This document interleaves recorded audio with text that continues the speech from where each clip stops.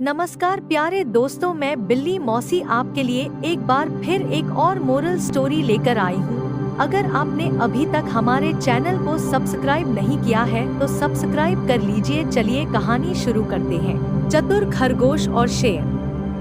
किसी घने वन में एक बहुत बड़ा शेर रहता था। वह रोज शिकार पर निकलता और एक ही नहीं, दो नहीं, कई जानवरों का काम तमाम कर देता। जंगल के जानवर डरने लगे कि अगर शेर इसी तरह शिकार करता रहा तो एक दिन ऐसा आएगा कि जंगल में कोई भी जानवर नहीं बचेगा। सारे जंगल में सनसनी फैल गई। शेर को रोकने के लिए कोई न कोई उपाय करना जरूरी था। एक दिन जंगल के सारे जानवर इकट्ठा हुए और इस प्रश्न पर विचार करने लगे। अंत में उन्होंने तय किया कि वे सब शेर के पास जाकर उससे इस बारे में बात करें। दूसरे दिन जानवरों का एक दल शेर के पास पहुंचा। उनको अपनी ओर आते देख शेर घबरा गया और उसने गरज कर पूछा, क्या बात है, तुम सब यहाँ क्यों आ रहे हो? जानवर दल के नेता ने कहा, महाराज, हम आपके पास निवेदन करने आए हैं। आप राजा हैं और हम आपकी प्रजा। जब आप शिकार करने निकलते हैं तो बहुत जानवर मार डालते हैं। आप सबको खा भी नहीं पाते। इस तरह से हमारी संख्या कम होती जा रही है। अगर ऐसा ही होता रहा तो कुछ ही दिनों में जंगल में आपके सिवाय और कोई भी नहीं बचेगा। प्रजा के बिना राजा भी कैसे रह सकता है? यदि हम सभी मर जाएंगे तो आप भी राजा नहीं रहेंगे। हम चाहते हैं कि आप सदा हमारे राजा बने रहें। आपसे हमारी विनती है कि आप अपने घर पर ही रहा करें। हर रोज स्वयं आपके खाने के लिए एक जानवर भेज दिया करेंगे। इस तरह से राजा और प्रजा दोनों ही चैन से रह सकेंगे। शेर को लगा कि जानवरों की बात में सच्चाई है। उसने पल भर सोचा, फिर बोला, अच्छी बात है, मैं तुम्हारे सुझाव को मान लेता हूँ, लेकिन याद रखना, अगर किसी भी दिन तुमने मेरे खाने के लिए पूरा भोजन नहीं भेजा तो मैं जितने जानवर चाहूँगा मार डालूंगा। जानवरों के पास तो और कोई चारा नहीं, इसलिए उन्होंने शेर की शर्त मान ली और अपने अपने घर चले गए। उस दिन से हर रोज शेर के खाने के लिए एक जानवर भेजा जाने लगा। इसके लिए जंगल में रहने वाले सब जानवरों में से एक एक जानवर बारी बारी से चुना जाता था। कुछ दिन बाद खरगोशों की बारी भी आ गई। शेर के भोजन के लिए एक नन्हे से खरगोश को चुना गया। वह खरगोश जितना छोटा था उतना ही चतुर भी था।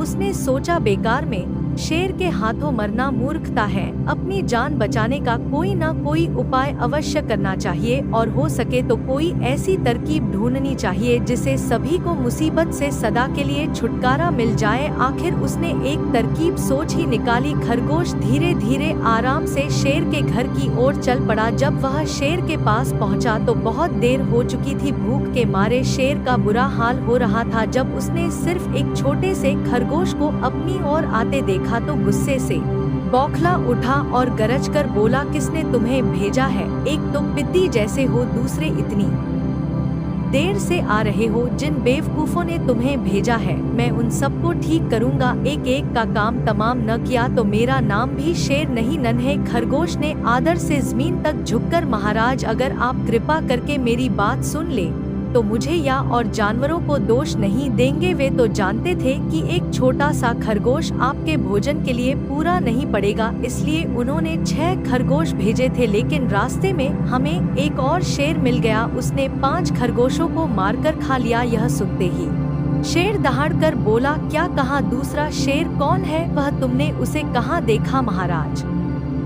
वह तो बहुत ही बड़ा शेर है, खरगोश ने कहा। वह जमीन के अंदर बनी एक बड़ी गुफा में से निकला था। वह तो मुझे ही मारने जा रहा था, पर मैंने उससे कहा, सरकार, आपको पता नहीं कि आपने क्या अंधेर कर दिया है? हम सब अपने महाराज के भोजन के लिए जा रहे थे, लेकिन आपने उनका सारा खाना खा लिया है। हमारे महाराज ऐसी बातें सहन नहीं करेंगे। वे जरूर ही यहाँ आकर आपको मार डालेंगे।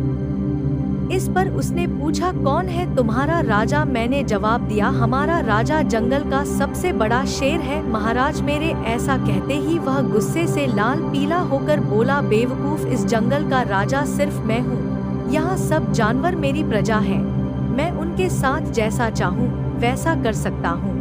जिस मूर्ख को तुम अपना राजा कहते हो उस चोर को मेरे सामने हाजिर करो, मैं उसे बताऊंगा कि असली राजा कौन है। महाराज, इतना कहकर उस शेर ने आपको लिवाने के लिए मुझे यहाँ भेज दिया। खरगोश की बात सुनकर शेर को बड़ा गुस्सा आया और वह बार बार गर्जने लगा। उसकी भयानक गरज से सारा जंगल दहलने लगा। मुझे फौरन उस मूर्ख का पता बताओ, शेर ने दहाड़कर कहा। जब तक मैं उसे जान से न मार दूंगा मुझे चैन नहीं मिलेगा। बहुत अच्छा महाराज, खरगोश ने कहा, मौत ही उस दुष्ट की सजा है। अगर मैं और बड़ा और मजबूत होता तो मैं खुद ही उसके टुकड़े टुकड़े कर देता। चलो रास्ता दिखाओ, शेर ने कहा। फौरन बताओ किधर चलना है। इधर आइए महाराज, इधर। खरगोश रास्ता दिखाते हुआ शेर को एक कुएं के पास ले गया और बोला, महाराज वह दुष्ट शेर जमीन के नीचे किले में रहता है, जरा सावधान रहिएगा। किले में छुपा दुश्मन खतरनाक होता है, मैं उससे निपट लूंगा। शेर ने कहा, तुम यह बताओ कि वह है कहाँ। पहले जब मैंने उसे देखा था तब तो वह यहीं बाहर खड़ा था, लगता है आपको आता देखकर वह किले में घुस गया। आइए मैं आपको दिखाता हूँ। खरगोश ने कुएं के नजदीक आकर शेर से अंदर झांकने के लिए कहा।